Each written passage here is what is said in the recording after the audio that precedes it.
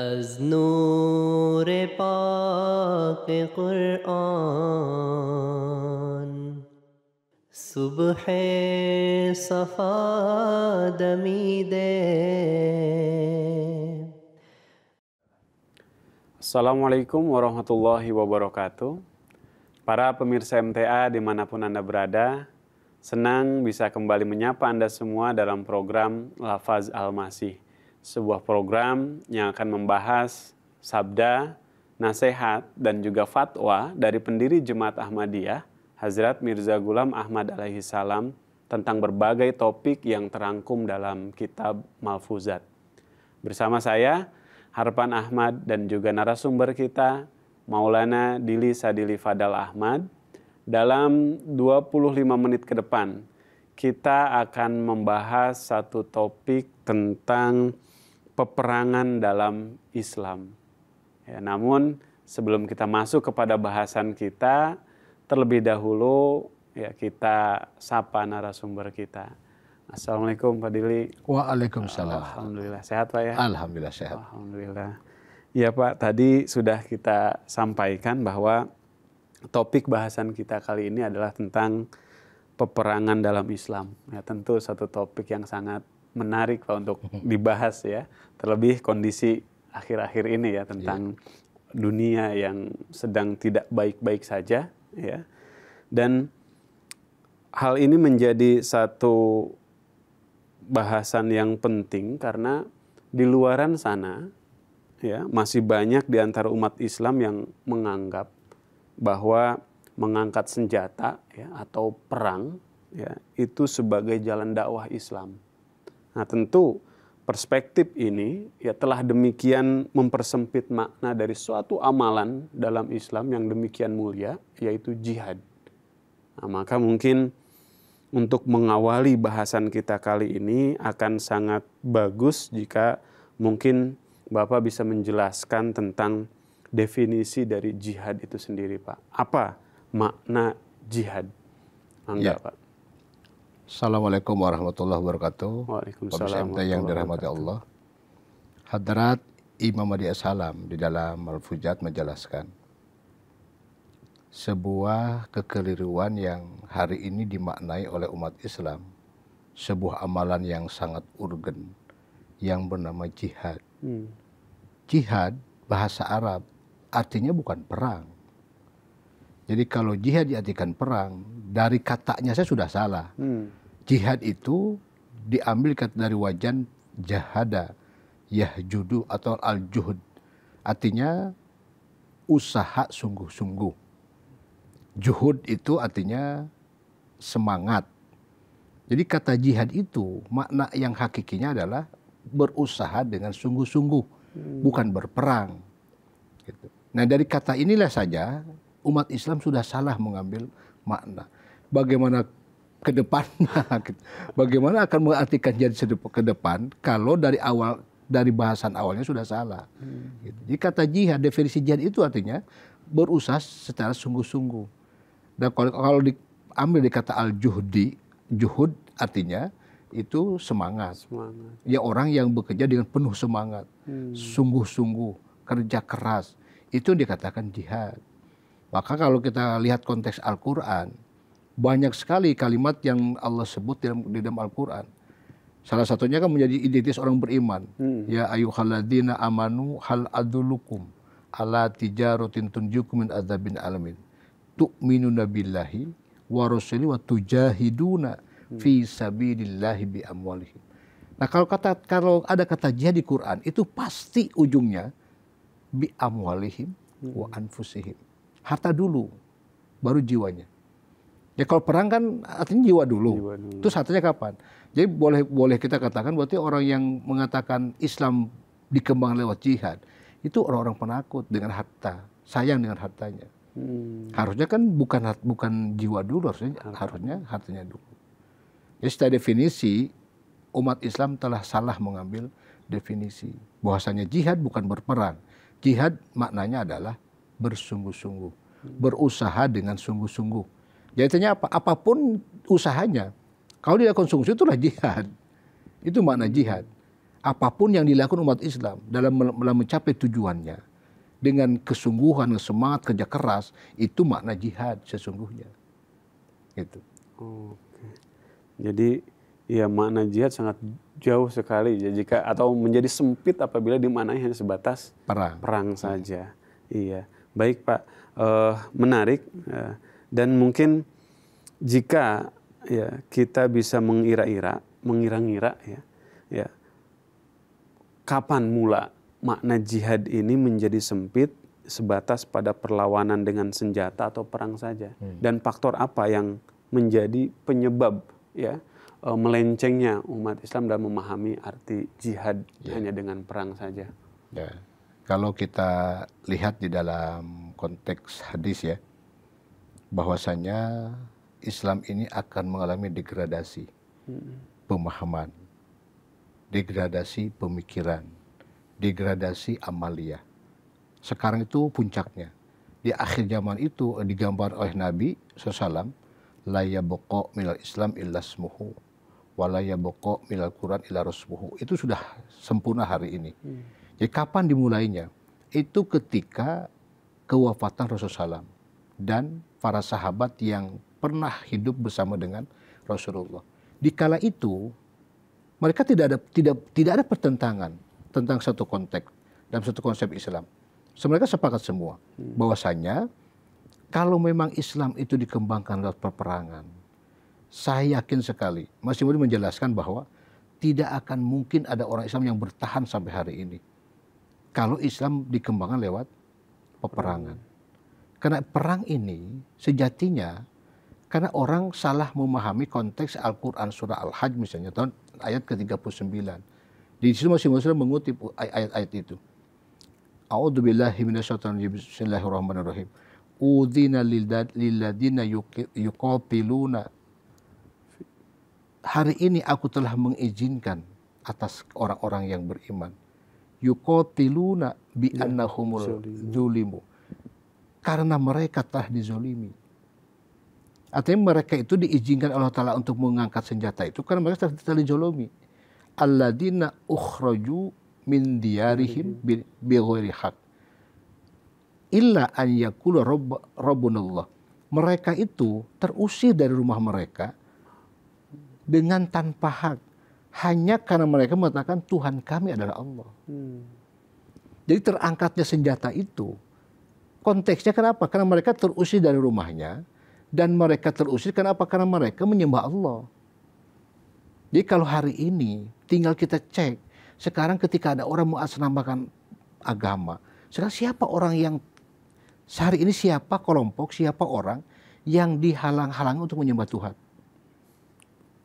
Kan itu masalahnya. Nah kalau misalnya ada konteks sekarang Palestina, Israel, kita tahu semua kalau kita mau sedikit kita mau bawa ke sejarah, yang mereka perebutkan kan bukan masalah agama. Israel ada umat Islam banyak, di Palestina juga ada umat Kristen banyak. Ada umat Kristen yang ikut berjuang di Palestina. Kenapa? Kan bukan masalah agamanya. Yang dihajar oleh Israel itu kan mereka butuh tempat itu. Merasa milik dia.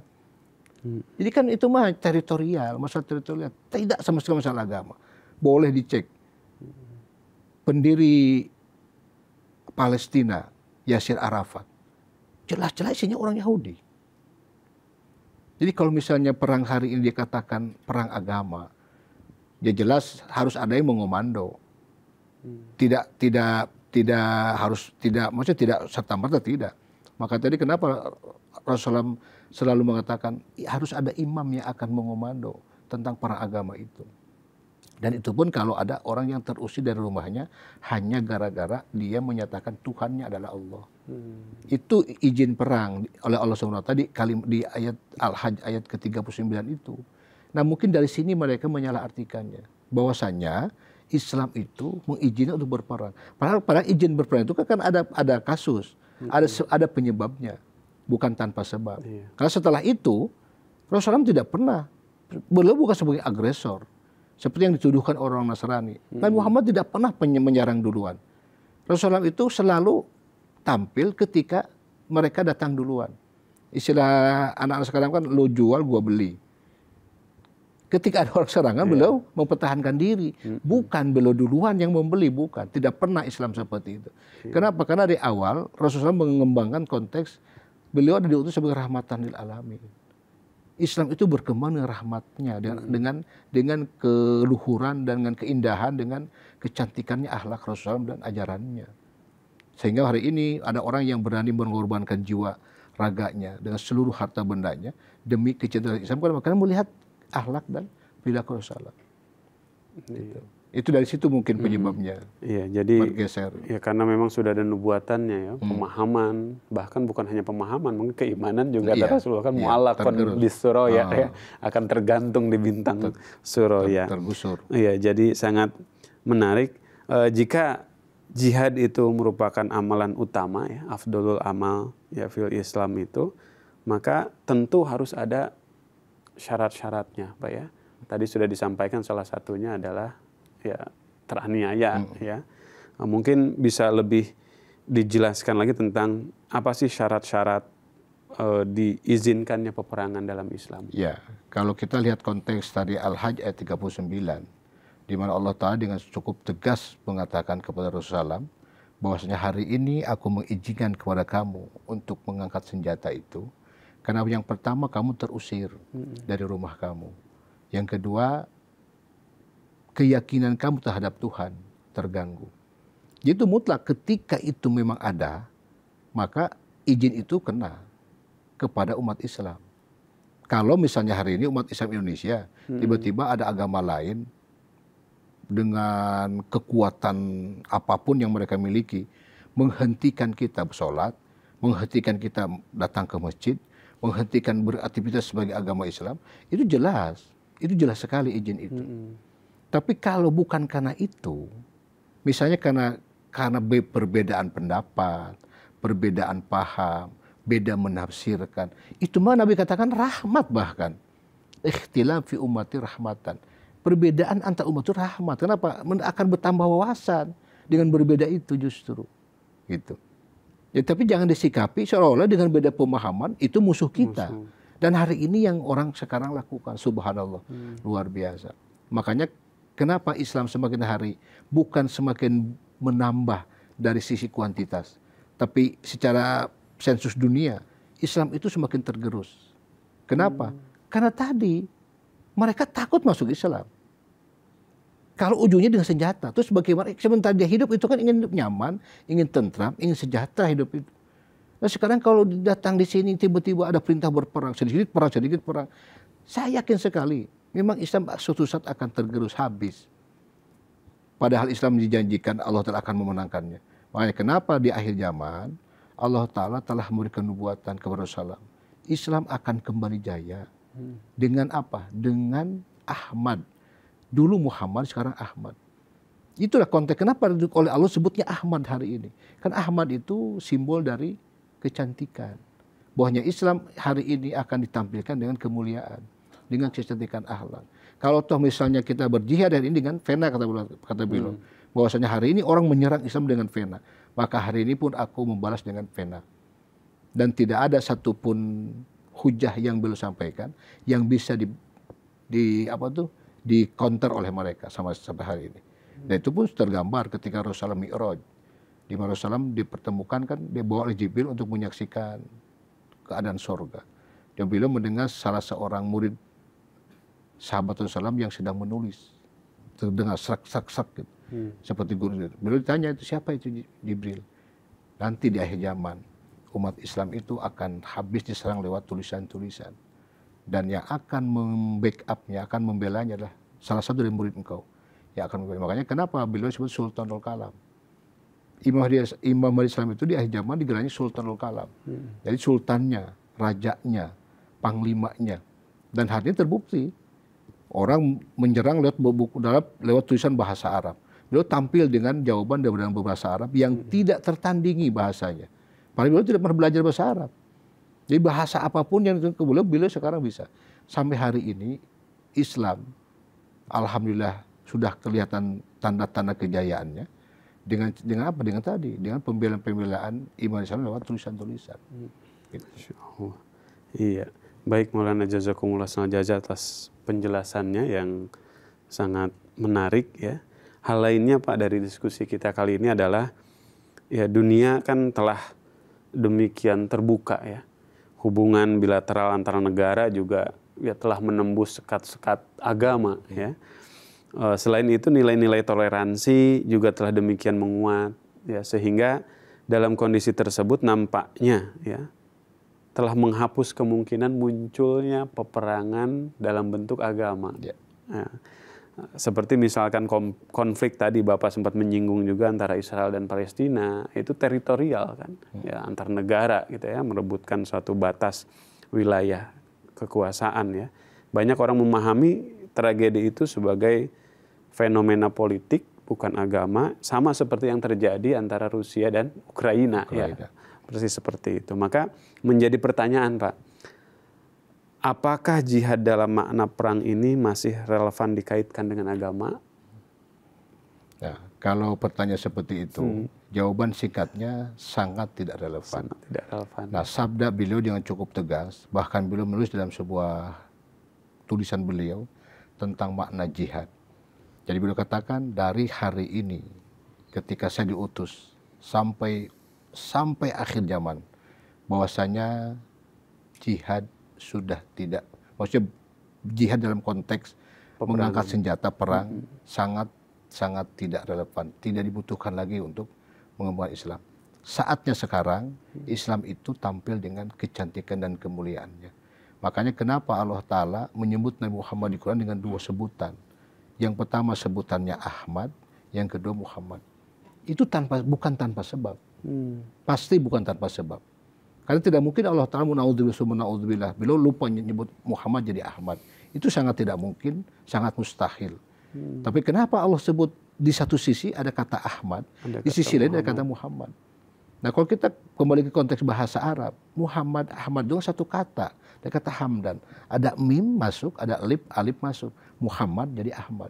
Muhammad itu kan lambang jalaliyah, keperkasaannya. Ahmad itu lambang kecantikannya. Nah Muhammad itu mengalami dua fase kehidupan. Fase periode pertama 13 tahun di Mekah. Kita tahu beliau menikul semua penderitaan yang sangat dahsyat. Bahkan sejarah mencatat tidak ada manusia yang pernah mengalami penderitaan yang sehebat penderitaan yang dialami Rasulullah. Semua nabi yang pernah ada, tidak ada nabi yang begitu luar dahsyatnya ditentang oleh umatnya. Tapi beliau bertahan, tidak pernah melawan, tidak pernah ngapa-ngapain. Beliau pikul seluruh penderitaannya. Nah disitulah beliau mengalami hidup dengan penuh rintihan dan doa. Sampai-sampai dia katakan, la'allaka bakhi'un nafsaka. Sampai engkau Muhammad membinasakan diri hanya gara orang tidak beriman. Kata Allah kan, iman itu urusan saya. Nah itulah Ahmad, sisi Ahmadnya itu. Kecantikan ajarannya, kecantikan. Nah, begitu hijrah ke Madinah, 10 tahun. Maka tadi, terusir beliau. Beliau tidak bebas untuk mengekspresikan keyakinannya. Beliau tidak bisa melaksanakan ritual keagamaannya. Bahkan bahkan dikejar-kejar, mau dibunuh. Maka itulah Allah Ta'ala dengan kasih sayangnya. Udzina lilladina yuqatiluna. Hari ini aku izinkan kepada Muhammad dan umatmu untuk membela. Supaya apa kata Allah yang lain? Supaya manusia terpelihara dari kejahatan manusia yang lain. Jadi istilahnya itu disebut bijaksana. Kata Nabi kan bisa itu orang-orang sombong itu berlaku sombong kepada orang sombong itu bijak.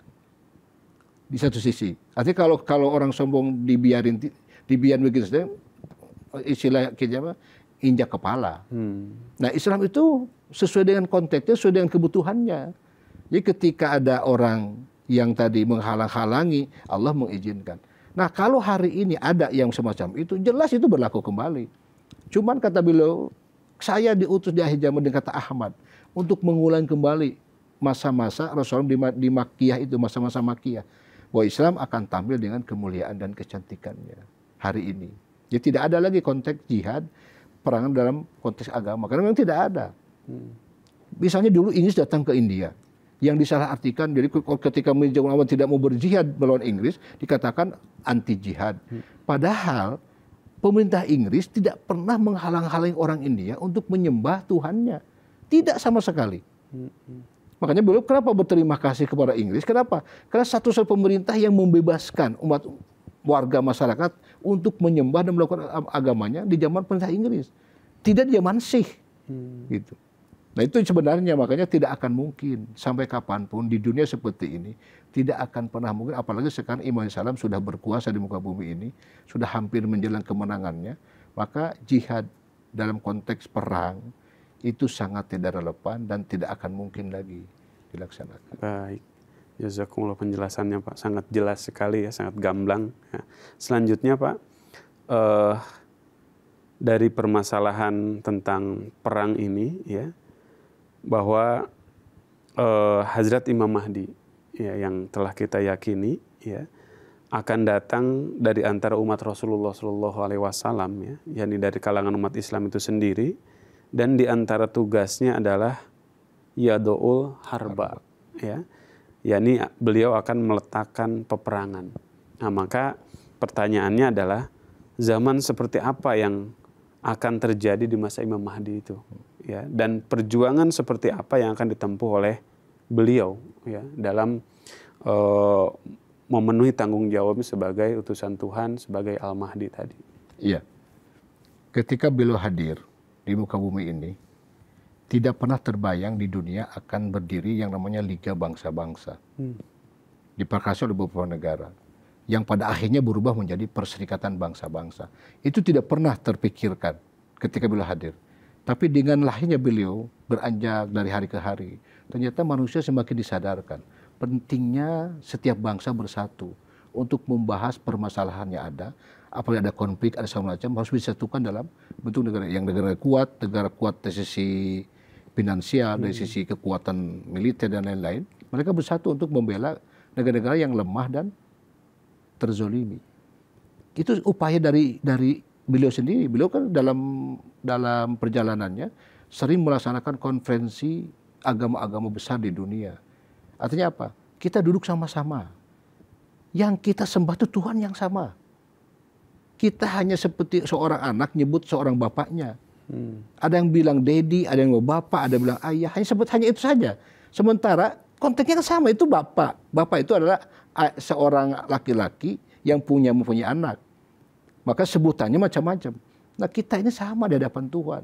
Tuhan yang kita sembah itu sama. Makanya apa yang kita pertentangkan? Apa yang kita harus ributkan dengan ini? Gitu.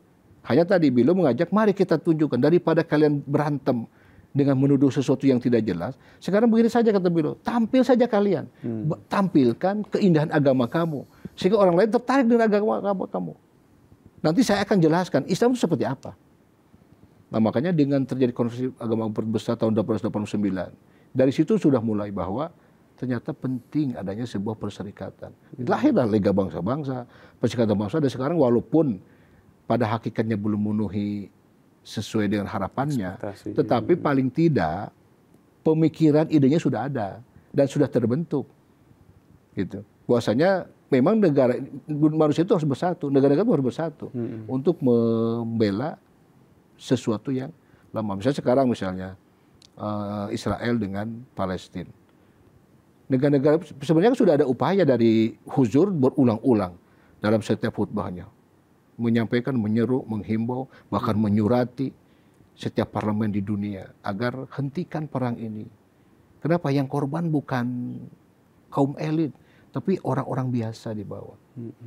Jadi upaya Ahmadiyah untuk ke sana itu sudah dari semenjak berdiri sampai hari ini upayanya. Ya belum memenuhi harapan, tentu masih dalam perjuangan gitu ya. Karena memang yang mendukungnya kan tidak banyak. Bahkan kita ini sedang berjuang untuk persatuan perdamaian dunia, kita pun sedang dihabisi oleh orang-orang, sedang diserang oleh orang-orang gitu. Seperti itu. Iya, jadi memang itu ya. Di satu sisi beliau menyerukan perdamaian untuk dunia, tapi di satu sisi juga beliau sedang mengalami suatu penentangan juga ya dari banyak serangan-serangan agama dan juga bahkan di internal Islam itu sendiri. Baik, jazakumullah Bapak atas penjelasannya yang sangat luar biasa. Semoga bisa menjadi pengingat dan juga hasanah keilmuan bagi kita semua. Sebelum saya tutup, mungkin kesimpulan yang dapat saya rangkum dari diskusi kita kali ini adalah tadi ya, bahwa makna jihad itu tidak tidak bisa diambil secara ringkas bahwa jihad itu sama dengan peperangan. Jihad itu adalah upaya gigih dalam menjalankan syariat, ya. Apapun itu yang dilakukan, ya spirit, semangat yang ada itu dikatakan sebagai bentuk jihad. Dan peperangan, ya, dalam Islam itu memiliki banyak syarat, diantaranya adalah terzolimi, diusir dari rumahnya sendiri, dan terhalang, ya, dari melakukan ibadah-ibadah atau melakukan penyembahan-penyembahan terhadap Allah Subhanahu wa Ta'ala. Baik, para pemirsa MTA dimanapun Anda berada, kita cukupkan bahasan kita pada kesempatan kali ini. Saya Harpan Ahmad beserta kru yang bertugas pada hari ini izin undur diri. Assalamualaikum warahmatullahi wabarakatuh. Waalaikumsalam.